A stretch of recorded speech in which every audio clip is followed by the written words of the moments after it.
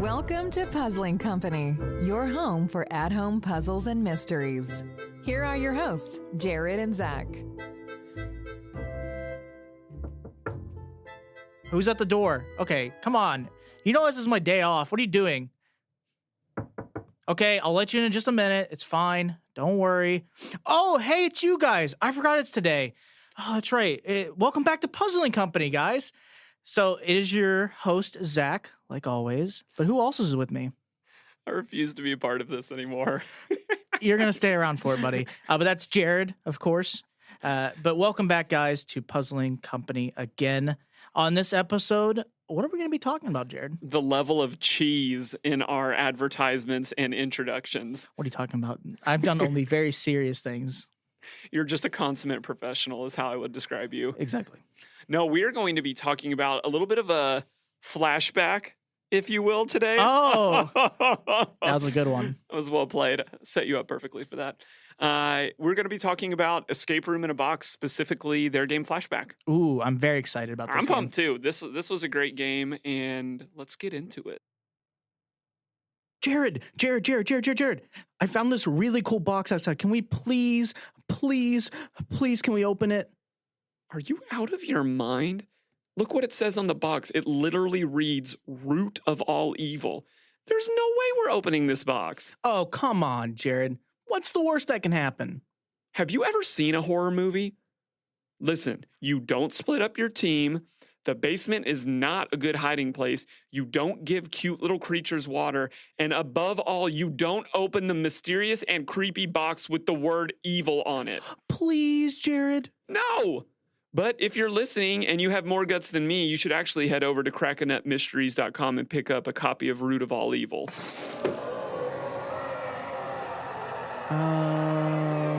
Jared, I think I need to tell you something. All right, I brought out the cheese tray and I got some drinks for everyone. Okay, hey guys, welcome back again. This is our first segment. In this segment, it is kind of just a back and forth between me and Jared. Now you're going to ask, what are you guys going to talk about? Well, that's a great question, Jimmy. Jimmy, I see you in the corner. Don't worry about it. You're going to get your tray very soon, okay, sweetie? But what we're going to talk about is the things that we loved about this game, as well as what we thought could be critiqued a little bit about it, or kind of like room for improvement is another way to word it, right? Absolutely. All in the spirit of wanting and creating better games. Never just to tear people down. What do you mean? I like tearing down everyone. I know you're like the King Kong of escape reviews, and you just like to trample through games and people's dreams and just utterly destroy egos and everything. That's crazy, because I would say I'm more like Godzilla. But, we know who's better in that matchup. Anyways. I'm not going down that route with okay, you. Fine. That's a totally different podcast. Welcome to Godzilla versus King Kong podcast. This is your... No, just kidding, guys. All right. Would you really take Godzilla? Oh, absolutely. What are you talking about? I feel like King Kong time and time again proves himself. You're going to say cuz monkey, and that's not the answer to this equation. We're going to go on this short, and then we're going to get back to our subject of actual questions. But this can stay in the podcast too, obviously. I don't care. Godzilla, if we're talking about the current canon of Godzilla, he has two insane powers. One, he has his breath ability, but also in the last movie he was in, he has acquired the nuclear reaction ability where he just shoots it out of his body and explodes everything. He has two powers. Now you're going to ask, but King Kong monkey. Yes, he is monkey. That is true. But he has gained a gigantic size increase from the last movie, which is pretty cool. I'm excited to see that, as well as he has apparently acquired a weapon. So I'm very excited to see how that axe is going to do. But you know who's really going to win in this whole battle? Friendship. Just like our friendship. Now, we're going to move on from that. So to the things we liked about the game, I'm going to talk about the things that we really enjoyed about it, like Escape Room in a Box Flashback. The first one being the rules, the explanation of how the experience is going to go, and the boundaries. Just like the boundaries between King Kong and Godzilla. No, just kidding. They do such an amazing job. I think Zach and I both agree in terms of the mass market games that we have played. Yes. This is probably one of the best that Absolutely. we have played. It very clearly outlines and gives boundaries for the player. Mm-hmm. And then operates super well within them, like Yeah. super well.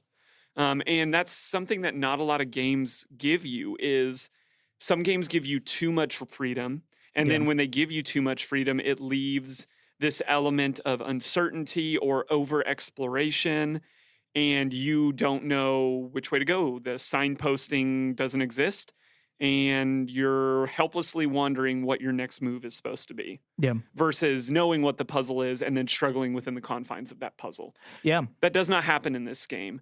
No. It sets you out very early, tells you this is what's going to happen. This is what you need to do. And we talked a little bit about this in Joaquin's game in VOC Treasure. Yes. It outlined what you needed to do, and that didn't take away from the experience whatsoever. No. It let you feel more comfortable about what your final goal is going to be. Yes. And I think that game does that very well.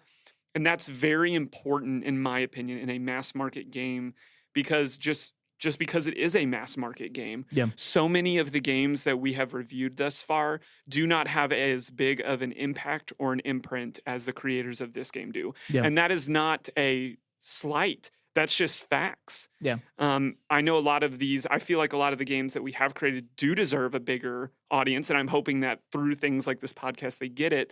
But what I'm saying is it is encouraging to see people who do have the spotlight, most of it, doing smart, good things to introduce their game. Yes. 100%. Talk to me a little bit, Zach, because I think you're the narrative guru of the two of us. I am the lore guy. Yes. Talk about the positioning of the narrative and why we liked that in this game. The narrative of this game is fantastic. It is technically a sequel to their first game, but also I think I can agree, or maybe Jared can agree with me on this. I think simple, solid narratives are better than crazy complex ones. Totally agree. The narrative in this game is very simple, right? You have a doctor, you have her lifelong friend since childhood who is now a werewolf, which you learn a little bit more about how that happened in the first game. But you don't need to play the first game to play the second one by any means. But the whole narrative of this game is that you are trying to help save that person and make the vaccine or the antidote, which involves you creating a magical artifact. Which was really cool. Which was really cool to do. It's just simple. There's no crazy characters. There's nothing complex where I have to question what's going on. A child could easily remember the story. And I think the cooler part about this too is that it is relatable to everyone. And now, it is a mass market game, and I think mass market games have to try to do that because it has to be appealing to everyone. If you make a very specific narrative about something that only you would know about or maybe 10 other people, it's going to be harder for someone to catch on. But if you tell a story about friendship, just like the friendship between King Kong and Godzilla, that will eventually happen. But in this game, the friendship between the doctor and the werewolf and like what their past entails and kind of the fun, I think part of it is childhoods too. Like the story goes through their childhood. You kind of get a flashback to the past and see who they were when they were younger, them playing in their fort that they created, hanging outside, talking about stuff. It's childlike. Which is nice because it's something that everyone can understand. Back in the day when we all hung out outside and, you create forts with their friends and stuff like that. Nowadays, it's not as much like that, especially with everything going on. But it's like a simpler time. Yes. Which is nice to always go back to. Yeah, I think you nailed it. Like, there are some really well-told complex stories. Yes. But for the most part, in my opinion, keeping it simple is to a creator's advantage. Yes. And I would almost argue more difficult, right? Yeah. To create a simple yet engaging storyline that hits a number of people is why it's a good mass market thing. Yes. I think a reason that we like this game, and we'll talk about this a little more later, is it's not a difficult game. Yeah. This is a game that if you're an experienced player will take you 45 minutes to an hour. An hour. It's marketed as 90, but it won't take you that long. Yeah. But doesn't matter. It's great. It is the mass market game, in my opinion, to pick up and play. Yeah. And I think the narrative is a big reason. It doesn't stretch or reach or try to do complicated reveals. It announces what it is very early on. You follow it through these different pathways of the game. The puzzles, the puzzle flow, all of that was on point in this game. Masterfully done, in my opinion. Yeah, the diversity and even the items, like the tangibility of the actual items. Yes, there were are locks. Great. Little lock boxes that were colored, that Yep. locks on them. That fit the little pathway. containers. Yes. Yeah, it was fantastic on every front. The diversity, I think, is also a big accomplishment because I think the pathways themselves, right? There's a locked box at the end of all of them, right? And that's obviously similar, but the way that you have to accomplish opening those up and what the answers are completely different. Yes. And the items inside are different. You know, like some have maybe like a little puzzle that you need to like put together by stacking stuff on top of each other. One might be more of like a cryptex type puzzle, you know, whatever it is, they're all just very unique. And like I said, the biggest part that I'm going to praise about this is that it's simple, but perfection. And satisfying. Yes. Like very simple. None of the puzzles were too insane.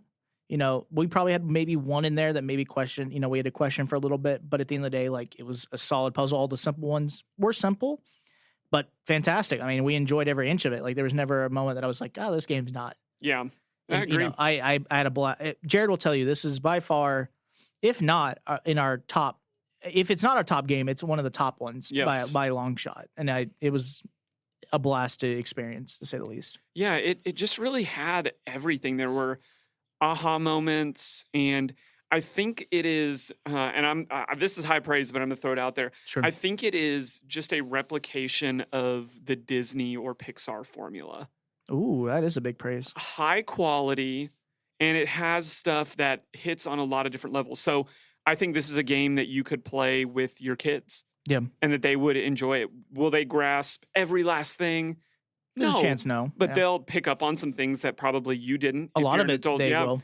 So, but what I mean by that Pixar or Disney formula is it is well done, it is high quality, it's made for the masses, and it hits on a lot of different levels. Yes. So kids can enjoy it, adults like us can enjoy it, and then even beyond that, if you're really tuned in to the community, there's even some really fun Easter eggs in the game as well that you can kind of pick up on if you kind of know the people around a little bit. And it just works. And to speak to the tangibility, it just is really cool, even from a business standpoint, to see the mass production of these things work, right?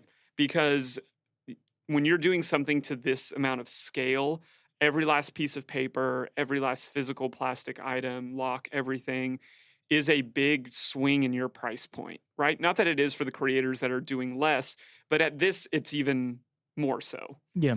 So just to see how much that they gave us in a game that you can go buy from Amazon, I don't believe I think you can still get this at like Barnes & Nobles, but I haven't seen it at like Target or Walmart. Yeah, I don't remember. Yeah. So it was just, it just hit on all cylinders and is just really inviting to everyone, which I think from an industry advancement platform, which is the platform that you and I take, is encouraging. Yes. I want to see more really well-made, simple, attainable games out there on the forefront so that when you decide to get deeper into some of the other games that we have really enjoyed and talked about, you're set up to be successful for these other games. Yeah. Because if you jump into some of the other mass market games that are out there first, my argument is there's a really good chance you'll never pick up another game first because there's an element amiss with it that frustrates you. Yeah. That doesn't exist, in my opinion, in this game. Everybody's different, but if you asked me to give a game to somebody who had never, ever, ever played a game before, this is their first entry into this genre of gaming, this is an easy selection for me to give them as their first game. Totally and then agree. from there, recommend so many other great games that we have reviewed. Yeah, I agree. So it's encouraging to me. I love that this game is out there. It's as well reviewed as it is and that we enjoyed it as well. All right, so as we jump into our critiques, there's a couple of different ways that we want to frame this part because we didn't really find a whole lot of flaws, and we would really be parsing this game out a lot to really find issues with it. Now, when we get to our next segment, we're going to read reviews about people that found some issues with it. So don't hear us say that this is universally accepted as the best game out there, but we wanted to reframe this part of the conversation in order to talk about creators challenging themselves, Sure. right? Because I think for the ladies at Wild Optimists, who are the creators of this game, Mm-hmm. they've got the formula down. Yes. They could keep creating games like this in the mass market and make a good living for themselves. Yeah. But that jumps into our first thing that we want to encourage both Wild Optimists and another creator that's listening out there. What's the first thing, Zach, that we would say? And why would we say this? Yeah, I think the first thing we would say is to challenge your own status quo. So what we mean by that is, like we said, you're already set up for success. And I think you are in a fantastic spot. I think the only thing that could happen, and knowing the people Wild Optimists, I don't think this would happen, Sure. but could, is that you get comfortable, or that, like, sometimes Disney does this, as we gave in a comparison to them earlier, is that you get complacent. So Yep. you go, okay, this formula works, I'm just going to keep redoing it. But then eventually it gets stale. Like, if I know what the game is going to be like every time, there's nothing unique compared to like the first few I played, right? Correct. So being able to challenge your own status quo and be like, all right, this is what we do well. How can we make this even better? Or what can we do differently to maybe challenge ourselves to make an even better game? Right. Because I think what we're saying is we want a growth mindset. Yes. And that means challenging yourself. If you do things this way, I feel like all creators need a level of freshness when they're going from project to project. Yes. And we would gladly play more games like Flashback. Their previous game, Werewolf Experiment, very similar, just little tweaks here and there. But I want to see them take a shot at something wildly different, which kind of tacks into our second point, which I'm going to talk about, is experimenting with different mediums. We experiment with a lot of different mediums in the things that we play. We don't just play at-home puzzle and mystery games. Yeah. It's what we enjoy probably the most, which is why we decided to start this podcast and really go spend a lot of our time trying to raise awareness for this segment of gaming. Yeah. But both in what you play and what you create, trying different mediums, I think, is of great advantage to the growth process. And it's exactly what Zach was saying before. If we are 5 years from now and we have 5 more games that are very similar to Flashback, that may have been a business success, but I don't know that we've seen a lot of growth. And growth is exciting to me because if the Wild Optimists are already at this really high level that I'm holding them to, what comes next may be even greater. It's a risk, but it may be even greater and more exciting and push our field into a brand new place that we don't know what it's like before. Yeah. Because if you look at what the Wild Optimists work, they have a varied selection of things that they've worked on. And it's really, really cool to see what they've done. But I want to keep pushing that boundary. You guys are out there on that front line, and we need you to keep being varied and trying new things. Mm-hmm. What would the last thing that we would say, Zach? Ooh, okay. I think the last thing we would say is to continue like leading the community. Like, you know, there are a lot of amazing creators and reviewers and stuff that are all in these different types of groups. They have been pretty active in a lot of the stuff they do. They are very busy people, the Wild Optimists. So shout out to them to being able to do what they can do with the time they have. But you guys have been great. I know the bit we've talked to you, it was a blast and a great experience. So we're very excited to talk to you guys more, and we're excited to see what you can, what you keep doing for the community. And that's how I would put it. Yeah, keep teaching us. Yeah, it's great. All of us, because I think you just have really locked into what makes a game good. And we all need to hear more of that, both as players, reviewers, creators. Yeah. I think nobody would say, man, I want more mediocre games. I want more great games. I want the general public to experience more great games. And I think that the Wild Optimists have a good understanding of what makes a good game good and a great game great. And so I just encourage them we always see them at conferences, giving out advice, handing out what they understand and what they don't understand. And I just want to keep seeing more and more of that. So I would encourage them to keep putting out not only creations, but just their opinions as game creators to game creators. Yeah. Well, that is going to wrap up our section number 1. If you didn't know already, we're really big fans of this game. Big fans. Excited to see what else they come out with. Mm-hmm. And we're going to head on now to Puzzles to the People. We'll be right back. Solve puzzles, write reviews, win prizes. It's time for Puzzles to the People. Dude, I played the best game last night. Jared, I thought we played all our games together. Well, traditionally we do, but this game was designed to be played by yourself. It's called Box One, and it's a new game from Neil Patrick Harris and Theory 11. Jared, I'm hurt. What am I supposed to just believe that there's clearly this made-up story of a game that's meant for only one person, and you couldn't even come up with something more clever than just Box One? Okay, you know what? I'm done. Call me when there's a Box Two. Well, if you're not salty and you're looking for a truly awesome single-player experience, head to your local Target to pick up Box One. If you don't have or know what Target is, beg Angela Lawson Scott to ship you a copy internationally. All right, everybody, welcome back. We are now into Puzzles to the People, the section of the show where we give other people's reviews the main stage, and Zach and I get to kind of talk about whether we agree or disagree with what they said. Now, you know I like to mix it up on you, Zach. Oh, no. Because Zach does not pre-read these. I'm the only one that pre-reads these. Yeah, I don't know what these are. And so he is going in blind to what people say in these things. Oh, God, I'm scared. It's fun to see the wheels turning as you wrestle with these sometimes controversial statements. Yeah. So I've thrown you a curveball today. Oh, no. Instead of asking our regular people who listen to the show and in the small Facebook groups that we're on, Who'd you ask? I went to Amazon. Oh, no.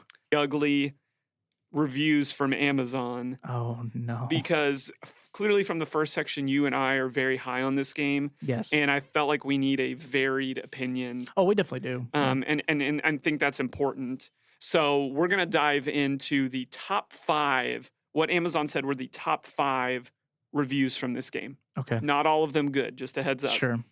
So let's dive into our first one. This is from MH Bus.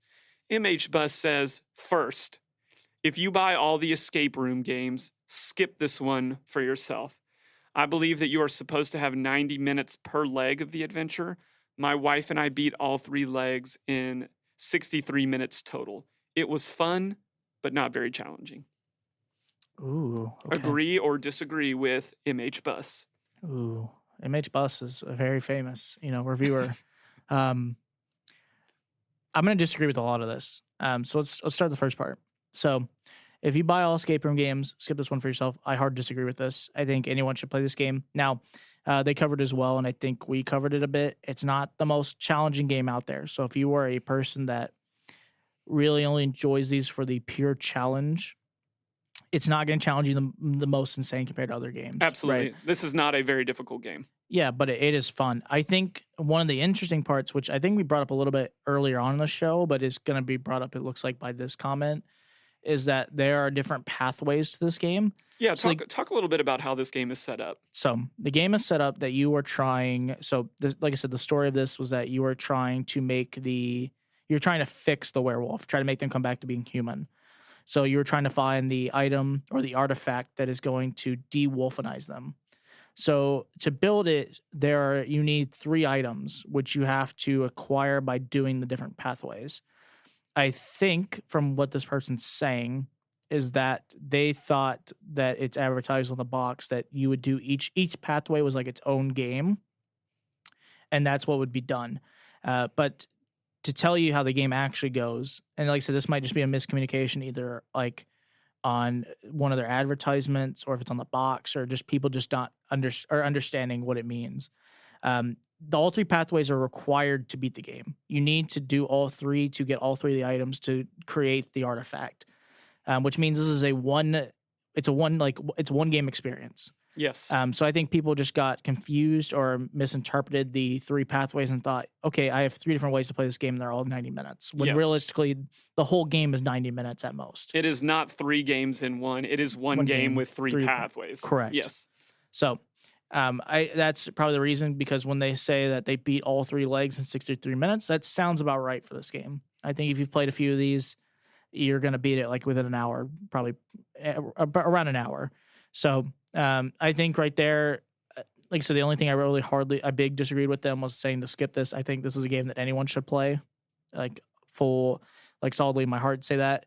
And the rest, it's fun but not very challenging. I can agree with them on that.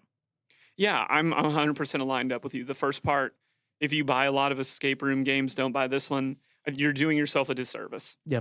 Because there is a lot to learn from how simple this game is, but how fantastic it is. Yes. There is an equation here that is being used and wielded very mightily, and players, reviewers, creators need to experience it for themselves. Yeah. And dig into it. Agree also, though, it's not very challenging. Exactly what Zach said. If you are a puzzle hunt master, this game is not your cup of tea. It's just not. If you're steadily looking for games that are going to challenge you in level of difficulty, this is not your game. If you can find enjoyment and elegance in simplicity and just fun, if you like these games for just fun, like I like these games for just fun, this is a good game for you. Yes. This is a really good game for you. All right, I'm going to throw review number 2 at you now. Oh, no. This is from reviewer Seb. It is advertised as 3-in-1 games. It isn't really. All 3 games go together. You can play them in any order, but it is one complete game. I was expecting 3 1-hour games, not 3 20-minute games. That being said, I still really enjoyed the hours spent. All the puzzles were logical and solvable. Okay. Well, as is essentially the same thing we just discussed earlier, it sounds like, mostly.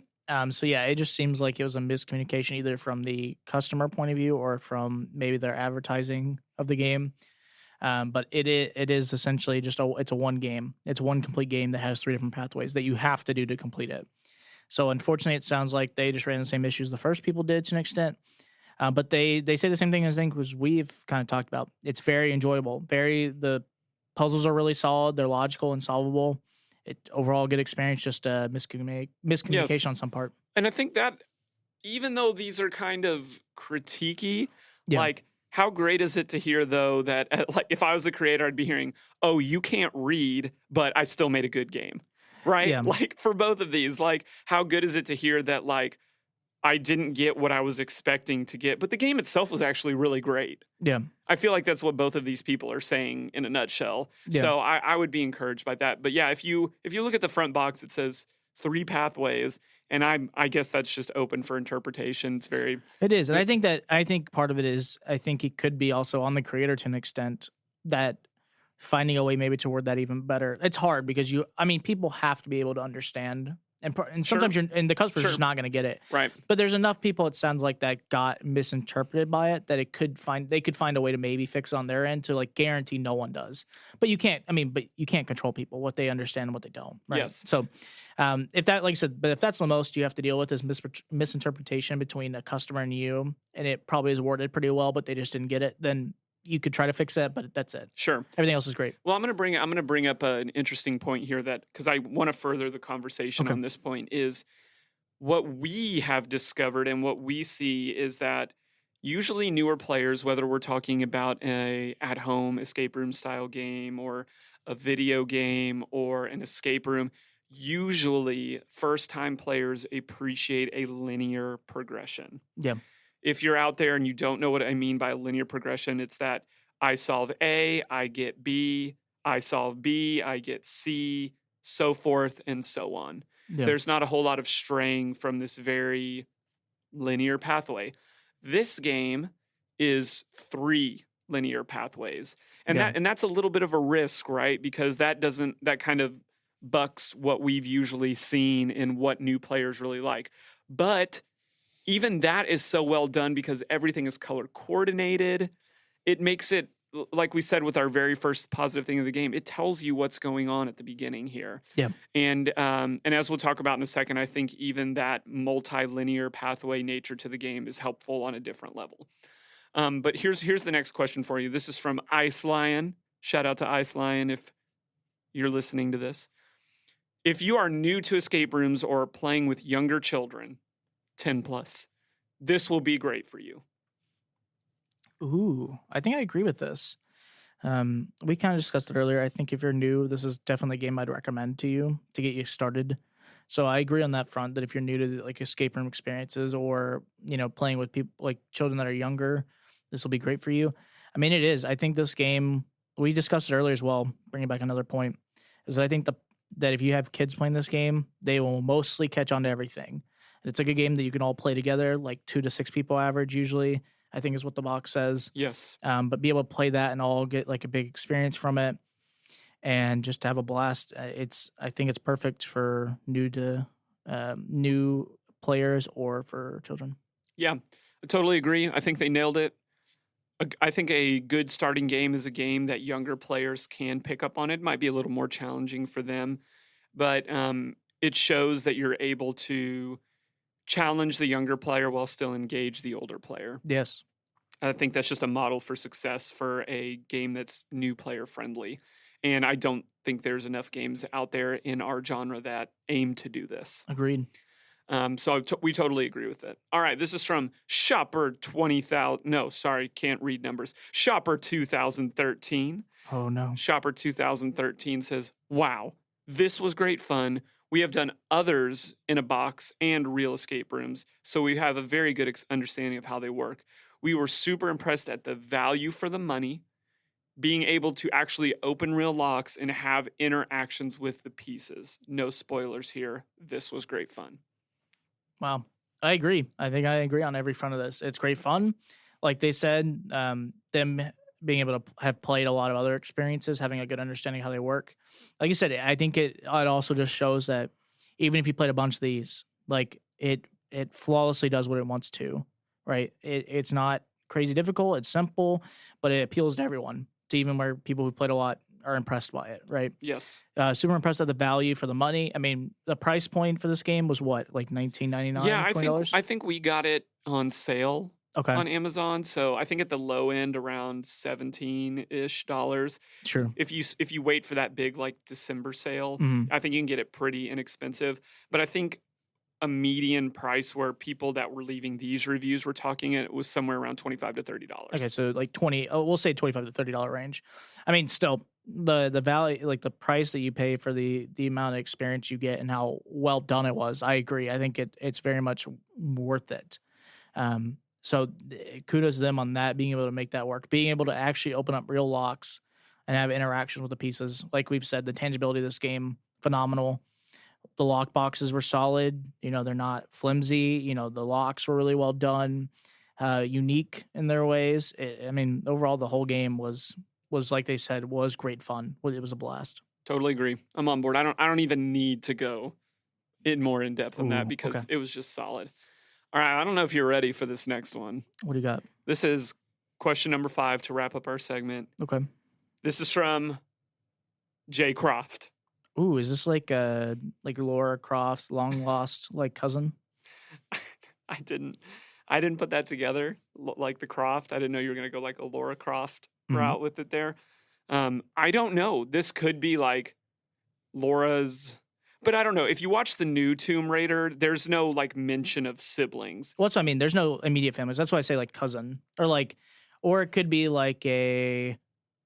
Ooh. I could see like Tomb Raider 2, like Laura meets her nerdy Amazon reviewer brother and then like takes him on it's the a long lost adventure. brother that they never knew about. Yes. Yep. Jeremy Croft. Jeremy Croft, mild manner insurance agent and Amazon top reviewer. Yes. What do they have to say? What do they have to say? Well, I don't know if you're ready for this. Okay. They said, we played with up to 8 people. Okay, that's a lot. But some left the game early to work on other birthday things. Oh, okay. That's okay. I don't know how to answer this. Agree or disagree, Zach? What do I agree or disagree on? Okay, I'll just. Okay, they left early to work on other birthday things. Okay, so they're playing as the birthday party. Now this is the fun part. Do I have to figure out what this birthday party entails, right? So I'm going to imagine, because it sounds like they left, which means they're probably not adults, because I feel like adults will at least, when they paid the money for it, they're probably going to finish it. Sure, they're going to play the game. Sure, that's my guess. So, I'm going to imagine this is a 12-year-old's birthday party, right? The mom just got, brought over the cake. They blew it out. They kind of made pieces, and they go, hey, we should play a game. But let's say there's 10 of them, right? So they're playing. They start playing the game with 8. They're having fun, enjoying it. But they realize that their friend Johnny's in the corner, and they have the Xbox on, and they're playing Fortnite, right? So Johnny's doing really well. He's getting carried by like someone who's basically ninja. And they're chug-jugging along, and they're getting all of the kills, the winner chicken dinners. And they're in the final round, and they're getting really excited, right? Because they're going to win it. So the other kids leave their table in excitement and go to join in their Fortnite dancing to see who's going to win the battle. That's my guess of what happened, right? Because I think the game is fun to the point that I don't think anyone would leave out of that part. Now, the other part of this, right? Let's imagine it's a different type of birthday party. It's my 25th birthday party. Which I imagine would look very similar. Me and my friends playing Fortnite in the corner. Playing Fortnite. I don't play Fortnite, so we'll make that clear. I just know lots of memes about them. But let's say it's my birthday party. It's me and all my friends. We're hanging out by the table. We're playing at-home puzzles and mysteries because it's what I probably would do at my birthday. We're hanging out, having some drinks, whatever. But Johnny in the corner still. No, just kidding. We're hanging out, but like, let's say something happens and then we all want to leave to go like somewhere else or whatever's happening. I can understand maybe leaving the game a little early if people weren't having fun, but I don't imagine that. Or no one's at my birthday party realistically because it's a pandemic and everything else going on. So it's just me by myself playing this game. That got really sobering and sad there. Exactly. But that's not what's going to happen. I know everyone's going to my birthday party. Neil Patrick Harris will be there. But I mean, I just don't get how you would leave this game. What else was I supposed to say about this, Jared? I don't get. I love that you latched on to not what I was trying to drive home with this question. What about which it? Was the first part, which is we played with up to 8 people. Oh, I was trying to get us to talk about the number of players, but I love how you were instantly agitated with the reasons and rationales of the people who left leaving the game to go. Potentially, I read it as like the parents needed to go set up serve their family by setting up the birthday party. Oh, absolutely not. They spent $25 on this game. They're playing it. The poor mom herself probably stayed after and tried to finish it. No, I'm messing around. I want to drive home. Like, would you recommend anybody, new players, advanced players, playing this with 8 people? No, absolutely not. We played it as 2. If it's I think it's advertised as 2 to 6. I could be wrong. Now the game you're supposed to play pretty linear, right? There are the 3 pathways, but you play linear through them. You could maybe play with way more people, like play with 8 if everyone split up and did different pathways. Yes. But that very quickly reduces the amount of time to beat the game. Yes, because basically all 3 do them and then you're done in 20 minutes. Yeah, you'd be done very quickly, and then I would maybe agree more with like our first review and like. We beat this game in 20 minutes. That was not worth it. Yeah, so that's what I could understand, but it's not. It feel like a lot of people. So I could get where people left, maybe because they felt like they weren't doing anything. If that's the scenario of what happened, I mean, I really think it's the Fortnite game in the corner that they're all attracted to. But or maybe they got some like the what's that stuff called? Like that slime. Maybe they got slime and they're having a slime party in the like corner. Silly putty. Yeah, like kids make like slime nowadays. What decade are you living in where you think that kids are getting slime at parties? That's like throwback 90s. No, you think I'm joking, but kids actually like make slime now and like play with it and they add like weird stuff to give it different textures. It's weird.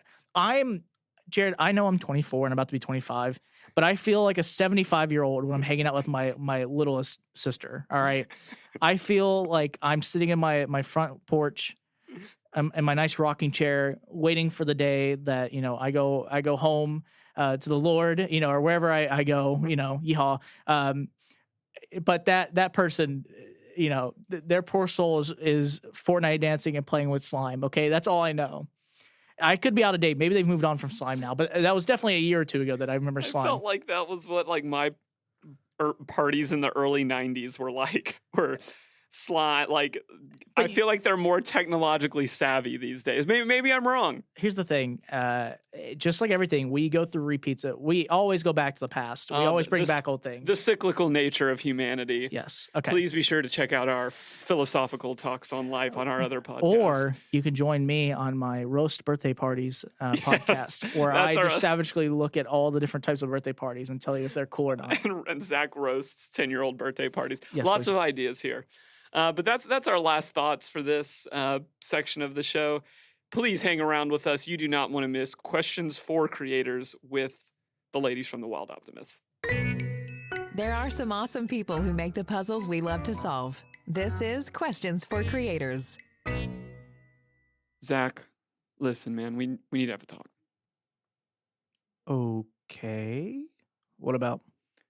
Well, I got your postcard in the mail and I'm worried, man. Nothing made sense on it, and there was even things in there that implicated you in some kind of larger conspiracy organization.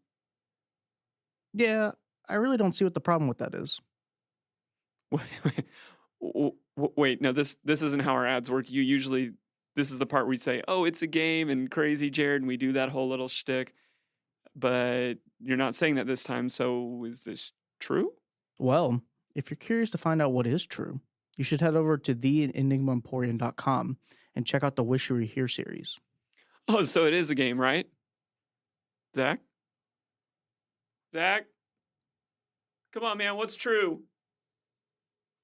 Whoa, rock on. That was a sick ad. Am I right, Jared? I'm just never ready for you doing the cold opens into segments because you get this glimmer in your eye and I don't know which way it's gonna go. And then after it, I'm left wondering, like, are you being sarcastic or do you really just love our ads that much and you're maybe a little narcissistic on your parts in them? Maybe. Maybe. I don't know. It's a mystery I look forward to solving in future episodes. You'll have to figure it out. But what are we doing in this segment? So this is the questions for creators. In this part, we actually discuss and kind of ask questions to the people who create the games. So, Jared, we've talked a little bit about Wild Optimists, but who specifically is in Wild Optimists? Well, I'll let them introduce themselves here in a second. Okay. But Okay. just know that both of these ladies are incredibly talented. Yes, very much so. Have the resume to back it up. Mhm. And we really looked forward to hearing from them because I just think there's a wealth of knowledge to soak up from them. Yes. They do consulting. Mhm. They've worked with major productions, Like networks, stuff like that. Yeah. stuff like that. They are worth listening to when Yes. they speak. So we're super excited to have them on the show. Absolutely. Well, let's jump right into it. I'm going to go ahead and ask you ladies the first question, which is, as always, tell us your names and what you were doing before Escape Room in a Box. So, hi, I'm Juliana Moreno Patel. And before I was heavily involved in the puzzling world, I was always a gamer, like played crazy amounts of board games and computer games and video games and all of those things. But in terms of professionally, I was an actor and a writer. So I was out here in Los Angeles for quite a few years. I was primarily writing for film. And yeah, I have a degree in theater. So that is my background. And this is how Juliana and I end up getting mixed up so much because I'm Ariel Rubin. And before I was heavily involved in puzzles and games, I was a writer and an exec. I wrote more for television. There's our one difference. We're different. We're totally different. I also grew up playing a million games. My childhood favorite was also Clue. And yeah, and I also majored in theater. Although my mother made me double major in English because she said I would never use the theater degree for anything. Because English degrees go so much further than I think not like a biology with an English degree, I could go to law school, or that it was sort of a basis for a graduate school, whereas the theater degree would get me nowhere. And she was wrong. The theater degree has been much more useful. The origin story is that we had a mutual friend, Jason, who said that we were the two most competitive game players that he knew. And so he, of course, instead of just introducing us in a regular way, when we were both pregnant, he brought Ariel to a werewolf night at my house, I think expecting just a giant battle royale. But instead, we became friends, and I'll let Ariel take it from there. Well, Juliana had started going to a lot of escape rooms at the time, and I was like, oh, that sounds cool. She was totally the director, and she would invite people and did not invite me. But once or twice, one of her normal people dropped out and I got to go. And as discussed, she's very competitive. So I got invited more and more because I was pretty good at this stuff. And then and then we started thinking about it, and we were thinking like, there's escape rooms and there's game people, and these people have to be the same people. And so we started looking for an escape room in a box experience that we could do at one of Juliana's game nights, and we could not find one. I'm going to send it back to you. We can go back and forth. So we decided that it was just too good of an idea to let it lie. So we decided to make one. And we really, it just came from a place of loving escape rooms and saying, like, what are all of our favorite things? Like, we love surprises, and we love jump scares, and we love, the moment a lock clicks open and you're like, yes, I've done it. Like, it's so satisfying. So it really just started from there. And then we play tested like crazy people. That's probably still like the hill that we die on in game design, where we're like, play testing is everything. And we, the plan was, we put it on Kickstarter with the plan to get everything on Alibaba in 500 minimum order quantities. And just give our friends pizza and beer and like assembly line it in the garage. But it was clearly an idea whose time had come, because the Kickstarter just absolutely exploded, beyond our wildest dreams. And we ended up, full on manufacturing in China, and we made the first 3,000 of the game. And while we were involved in that whole process, we got introduced to a number of game companies, including Mattel. And I'll let Ariel take it from there. So Mattel licensed the game. It was one of those wonderful things where we went where they played it, and they basically bought it in the room. And they also bought the name Escape Room in a Box, which was our company name at the time. So that is how we became the Wild Optimist, because we were like, oh wait, we need a company name. Like, we have been Escape Room in a Box. And we love escape rooms, and we loved the product we made, but we talked about what it was that we loved about the process. And what we truly loved was creating something new. And so we decided that we wanted the mission statement for our company to be new ways to play. This is creating and putting games and puzzles into really anything, hopefully where it hasn't been, or doing a new take, finding new and innovative ways to get people playing games. So we didn't want to get a name that just focused on escape rooms. So we thought about it, and we came up with Wild Optimist, because really from the beginning and still now, the entire company is an act of wild optimism. It is just, let's do something crazy and see if it hits. And we have been very lucky. And I think our ideas are very good also, because stuff keeps hitting. Talk to us about your creation process. So we always start with the narrative. Both of us do have that writing background. I'm going to interrupt, and I'm going to say, actually, we always start with the client's needs. There you go. Because we tend to get hired, right? Escape Room in a Box was an original idea, but since then, most of our jobs and most of our products have started with somebody hiring us. Which is, we created it, and the manufacturing process took all of our time and energy, and it was just such a beast to manufacture that we have often since then been like, okay, we're always going to partner with publishers or other companies who will a lot of times come to us with a need that they have, and we start there. Yeah, which isn't to say, we actually are taking out like 3 games right now that were our ideas to begin with. But in general, we start with, what does the client need, and what's the box that we're working in? And even with our original ideas, it's what's the box that we're working in, right? With Escape Room in a Box, it was, how do we put an escape room into a box on someone's dining room table?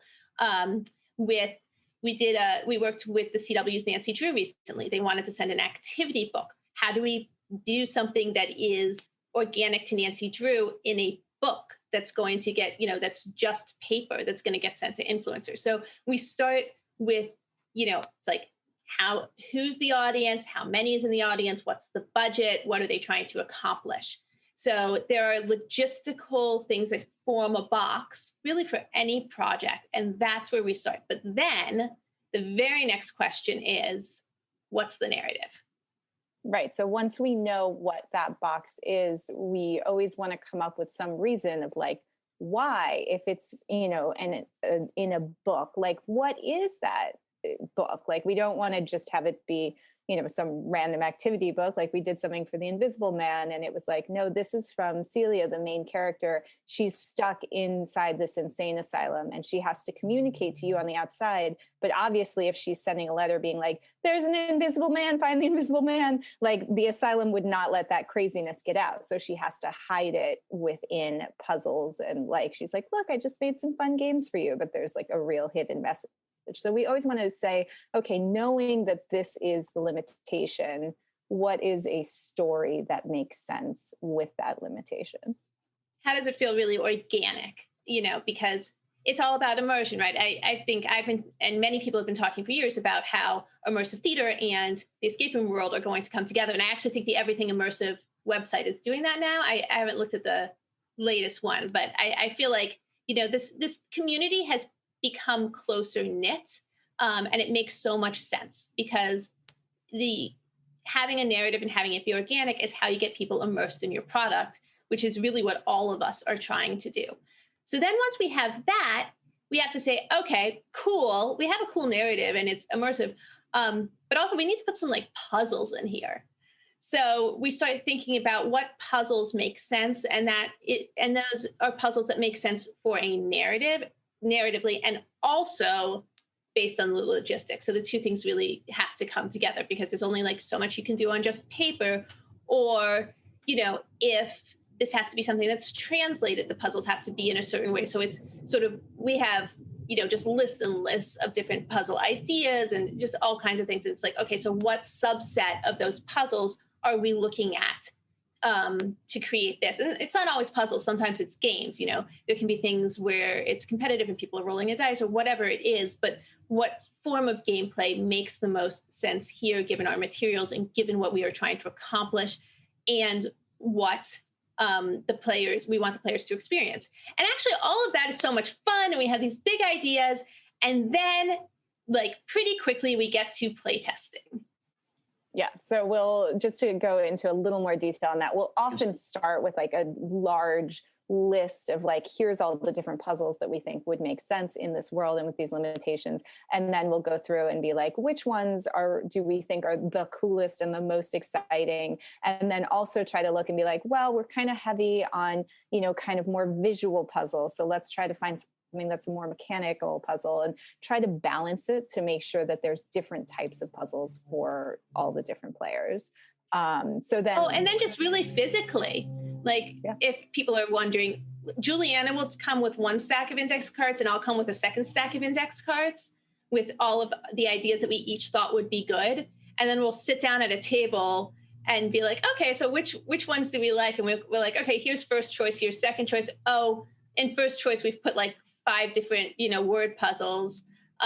Let's switch that out for something else.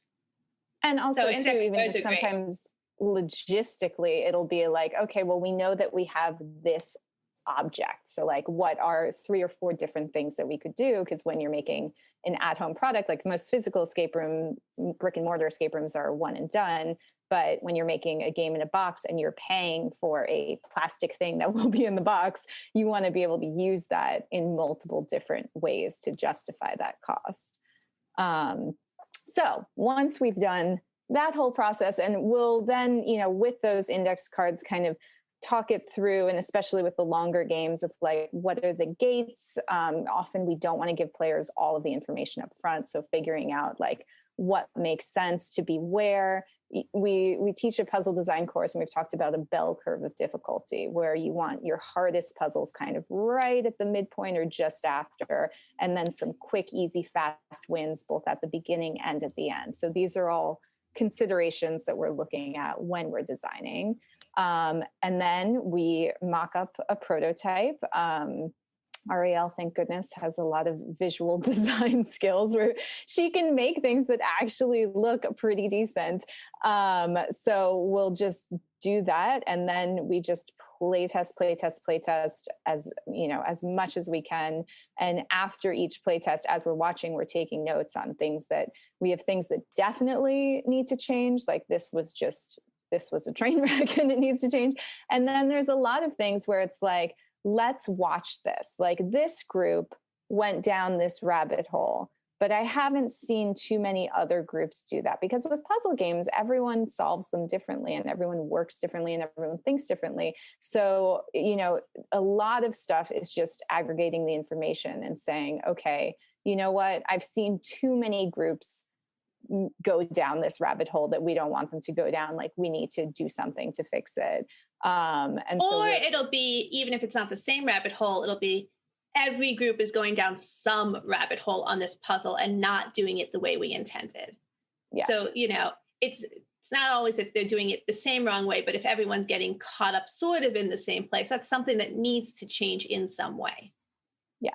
And especially our games are, for the most part, designed for mass market audiences, or for a lot of the promotional work that we do. It's going out to press and influencers who they may have never done an escape room.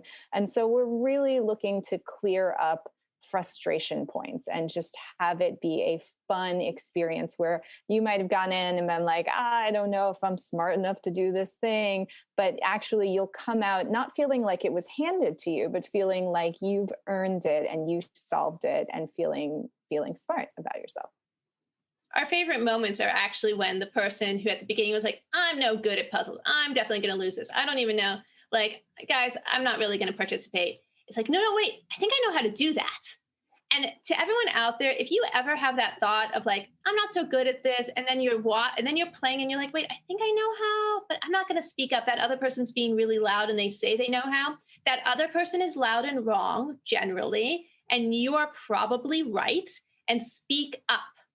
We've seen this so many times in playtesting where someone will just quietly be like, well, maybe this, with exactly the right train of thought. And then another loud, wrong person is like, but I think it should be this. And it's like, just have confidence in your ideas. So to continue the process, after we've playtested to a point where it's generally fun for most groups, we will pass it over generally to whatever client we're working with. And that's when the art comes in, and they will have their artists and graphic designers make it look beautiful. And then we test again with all of that beautiful art to make sure that there's not crazy red herrings. And, artists put flourishes in and beautiful things, but that can absolutely send people in the wrong direction. So we always do final art testing before we say okay, this is good to go to print. And I'd also say we were very lucky that a young man who listened to one of our puzzle design courses came up to us afterwards. And so this is something else, have confidence in your abilities, because he came up to us and he said, you guys talk about this with artists. I'm an artist and I love puzzles and I understand puzzles. And I think we've brought him in on almost every project since to do at least one piece of art for us, because it is great. If you find an artist who gets puzzles, use them. We should shout him out so that other puzzle designers are. Yeah. So MJ Blackwood, and I think the site is just mjblackwood.com. But really fantastic artist. And we've come to him with so many different things where we're like, we want a puzzle that does this or that. And his work is just so great. We're really huge fans. What advice would you give to creators trying to break into the mass market space? Well, I think there's a few things. I mean, first of all, I think that there's such value in the people who are working in the niche market and who want to stay in it, because those games, are frankly games we can't make. I mean, the elevator, the Hinks elevator, or, the Rita Orloff games, those are, they're at a price point that you can make work at a niche game level that you're never going to get through Mattel. So thank goodness people are making those games, because I love playing them and they are just such joys, and the art and just everything about them is so wonderful. But in terms of advice, I mean, I think the very first thing is you have to get in a mass market mindset. You will not have full control of your game if you are if you want to make it bigger. Because in order to really make it bigger, you're going to have to work with a publisher. They're the ones who have the contacts. They're the ones who can manufacture it so you can keep designing other things. But they're going to have opinions. They ought to have opinions. It's going to be their product. So, one thing we talk about, going back to the art, is sometimes we don't like a piece of art.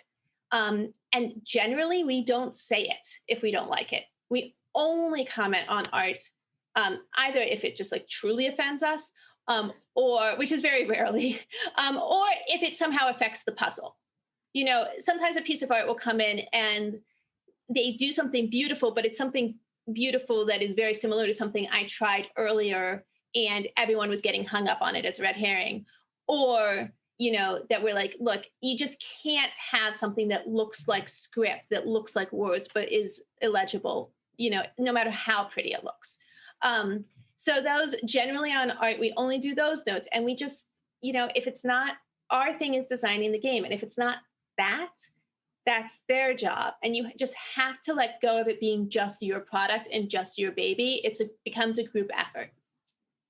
And I would say as well, in terms of thinking about the mass market, materials is a huge difference when you kind of cross to mass market. And it also depends on who in the mass market. So like with Escape Room in a Box, we had a lot of things where we had stuck stickers on things, because in our original garage assembly line vision of this game, sticking a sticker on a tin was a fairly simple thing to do. And we get to Mattel and it's like, oh no, that's expensive you have to have someone actually stick a sticker on.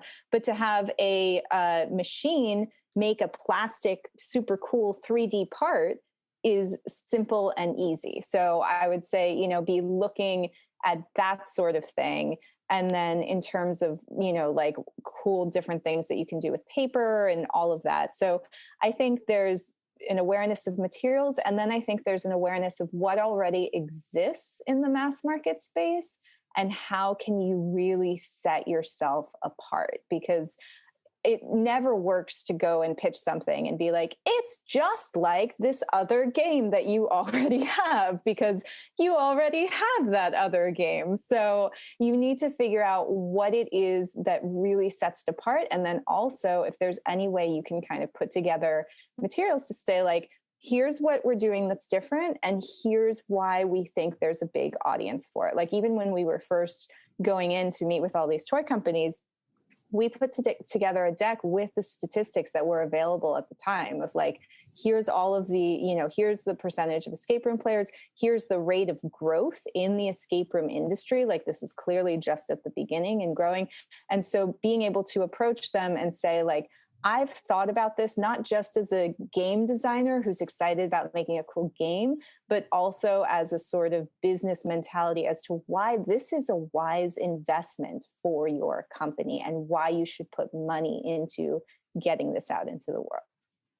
And then I'd say, most of these, first of all, you should check out, we did a panel for, was it the one? No, Comic-Con. For Comic-Con San Diego. Yeah. With some very good other game designers on how to pitch your game to a publisher. So you can find, I think you could probably just Google it, but also on our website, Wild Optimist, there's under speakers, we have a link to it. And I think some of the other game designers on that have done more pitching than us and have some very good advice. But one of the big things they say is most publishers really do have just a site on their portal that says, submit here. If you are doing that, as Juliana said, know their other games, have a good reason why you are sending it to them, talk specifically to that publisher and say, I am sending it to you because I love these games of yours. And I think this would be good for your lineup because of this. And just have like a good product to give them. I think that there's really room for more mass market games. There are publishers who are seeing the success of our game, of the exit games, who want to get into this world. So I think that there's probably plenty of room to pitch. There's so many game publishers right now. What can we expect from the future of Wild Optimist in the at-home space?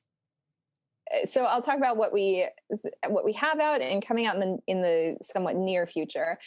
So currently, I should say currently, what you can get from us is Escape Room in a Box World Experiment, Escape Room in a Box Flashback. and Hello Neighbor, the Secret Neighbor party game. Those are all on Amazon and many other places. Coming out soon is from Roguelike Tavern. This is unfortunately just in LA at the moment, but it's called A Bar's Tale. And it's like a RPG puzzling sort of experience, like a choose your own adventure experience. It comes with cocktails and food, and you're actually making like this delicious craft cocktail on your quest, which is super fun. So that if you are in the Southern California area, that is at Roguelike Tavern.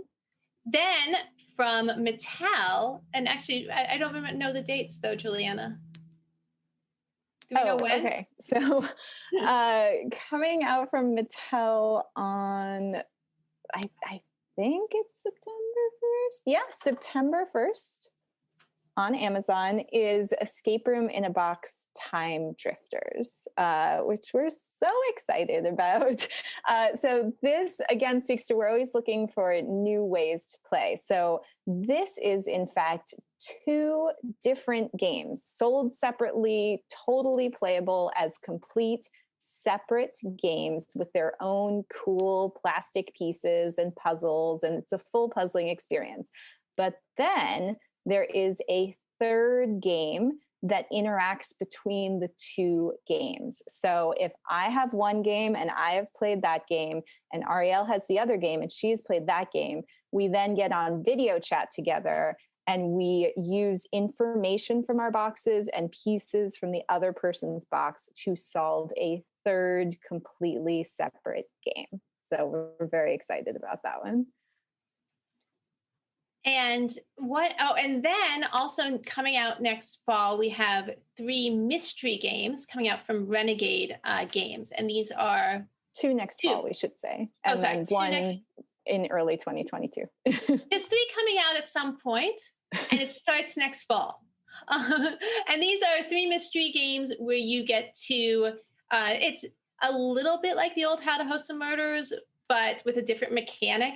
But it's like them in that you get to take on a character if you want and dress up and solve a mystery. You also don't have to do that. You can just solve the mystery, but it can be like a full, really fun experience. Oh, and those are called Crimes and Capers. Oh, and also out right now, again, in the Southern California area at the Santa Monica Pier, which is this gorgeous historical site. So anytime you're visiting LA, you should be going there anyways. But we created an app for them for their historical tour. So it's actually a puzzling app where you learn the history of the Santa Monica Pier by solving puzzles that interact with art that we have put on the pier. And you learn all about it's such crazy, interesting history. And then you get to take prize photos that are filtered so that you look like you're in that time period that you just learned about. I think that that's everything that's right now. There is fun stuff coming up that we can't talk about. So there's even more. I think we can say that Vampire Pizza, which came out right at the beginning of the quarantine at vampire.pizza, I believe that it will be up and running again in the future. So just check vampire.pizza. You can probably sign up for alerts to get more information about that. Yeah.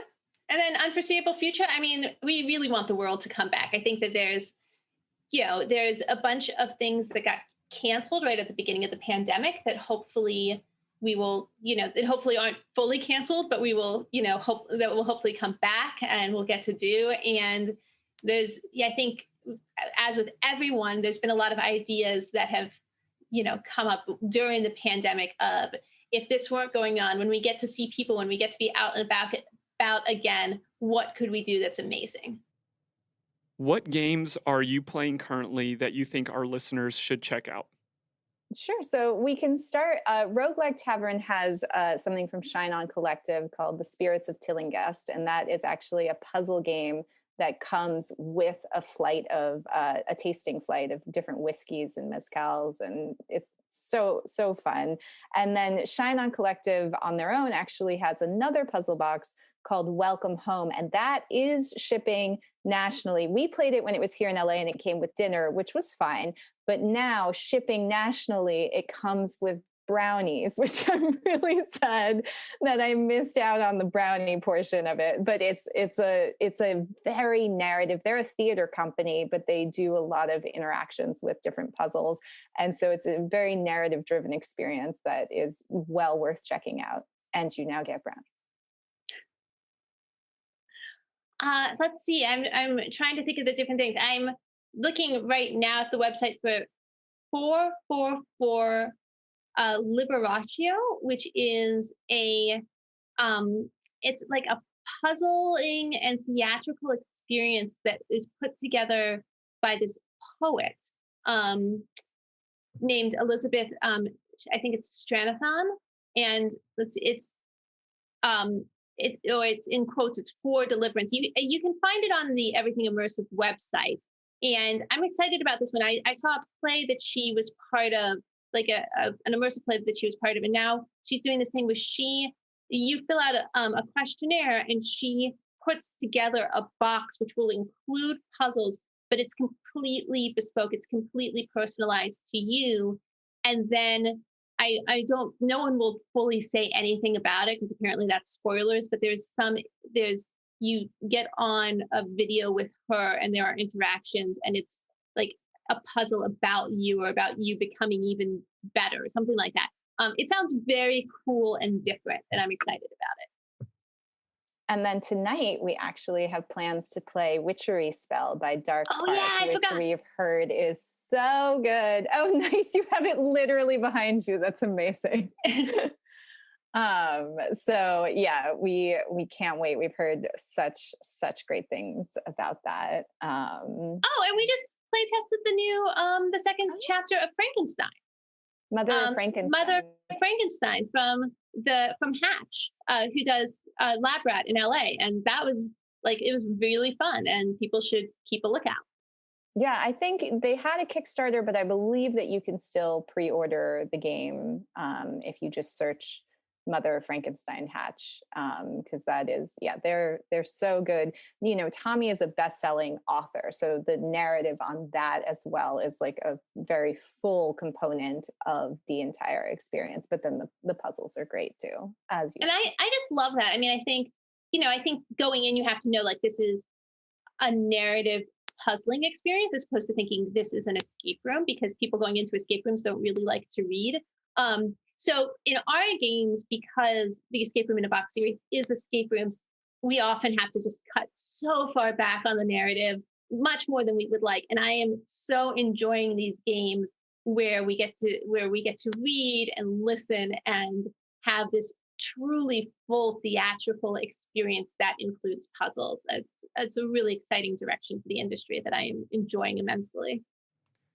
Man, I love hearing from them. That was sick. Am I right? It's like your thesaurus of rad words is really coming into place. But you could say it's gnarly at the minimum. I feel like and I hope this happens one day, but this type of genre, like puzzle crafting, ever became like a major at a university, these would be like some of my first calls to the professor team that I would want to scoop up. Oh yeah. Like if I'm the dean of that institution, like of course, easy call to see who my professors are going to be. Yeah, I'll be the janitor. Don't worry.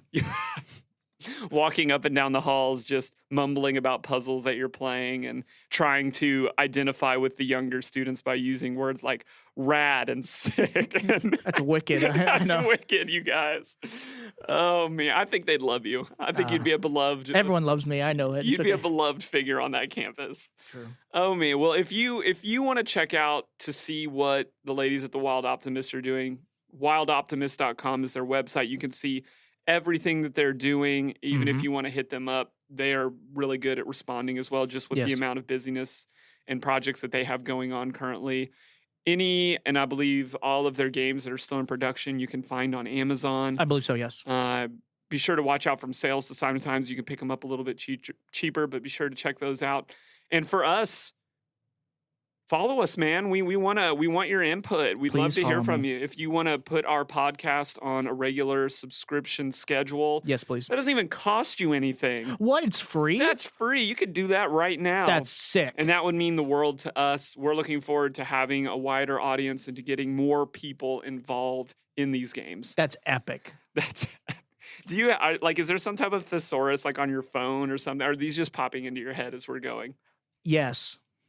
Yeah. Yes. Well, that's gonna wrap us up for today. Zach, do you know who we have next week? You know what? I will give you a secret. You'll give me a secret or a hint? You know what? I'll make it a hint. I think secret doesn't make sense in this scenario. I'm sick.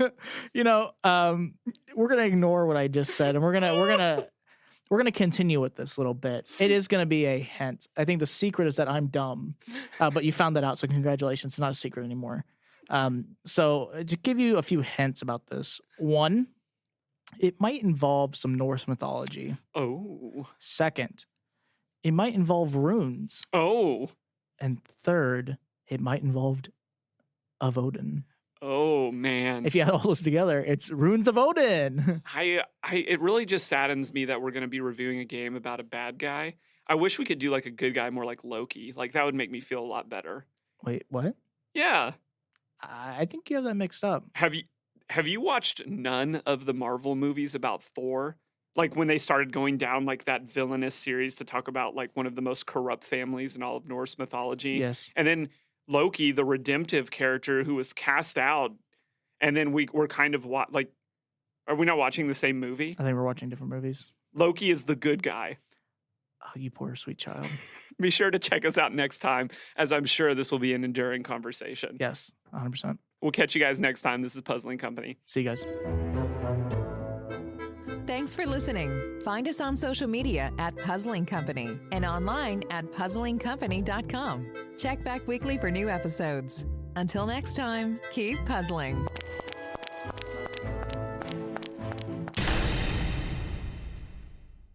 This has been a Rogue Media Network podcast.